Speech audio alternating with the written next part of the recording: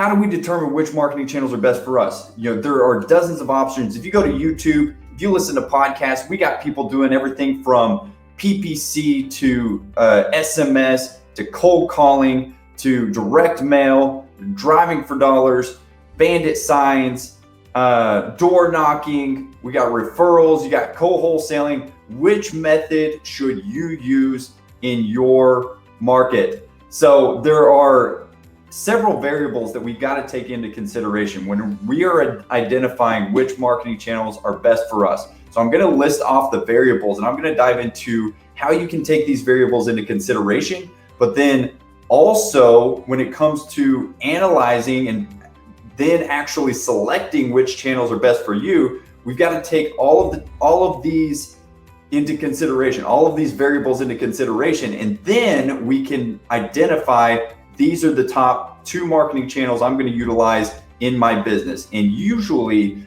with our clients, we usually recommend for them to start with 2 marketing channels.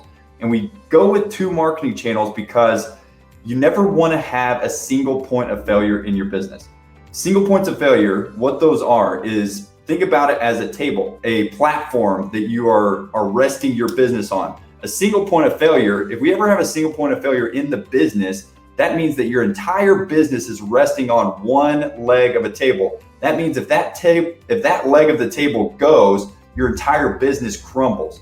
So what we want to do is eliminate single points of failure in the business. That's why I never want to rely on one marketing channel.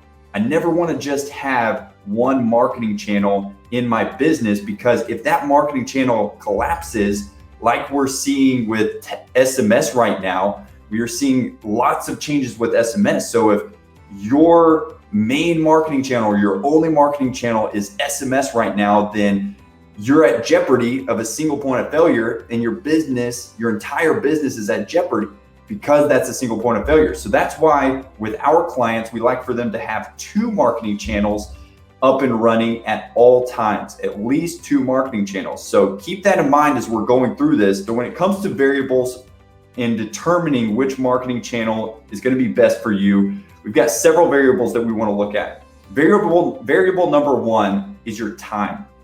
How much time do you have to devote to your business every single week?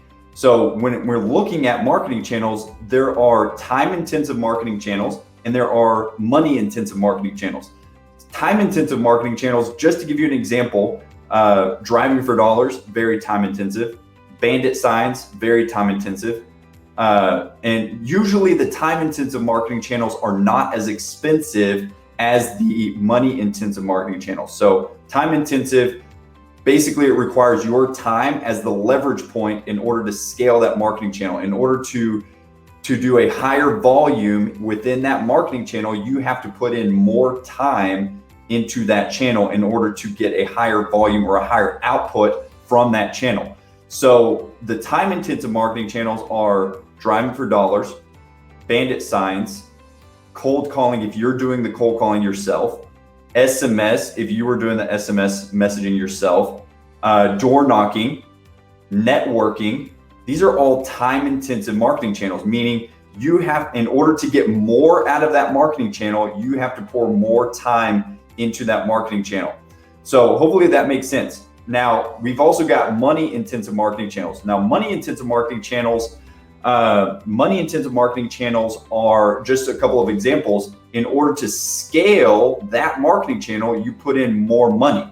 So your leverage point is money into that marketing machine. And in order to scale that marketing channel, you're putting in more money. Now, you can do that to some degree with people and human beings, like with cold calling. You can hire other cold callers, meaning if you put more money into that, into more people, you can scale those other channels.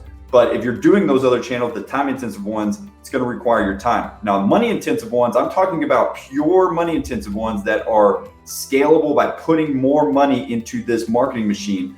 Money-intensive marketing channels, PPC, SEO to some degree. SEO is more of a time, it takes a lot of time.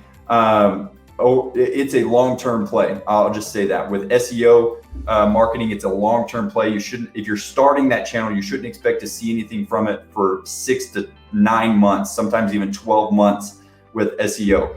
But PPC is definitely a money-intensive marketing channel. You put more money in, you should get more money out. That's how you scale that marketing channel. Facebook ads is another money-intensive marketing channel.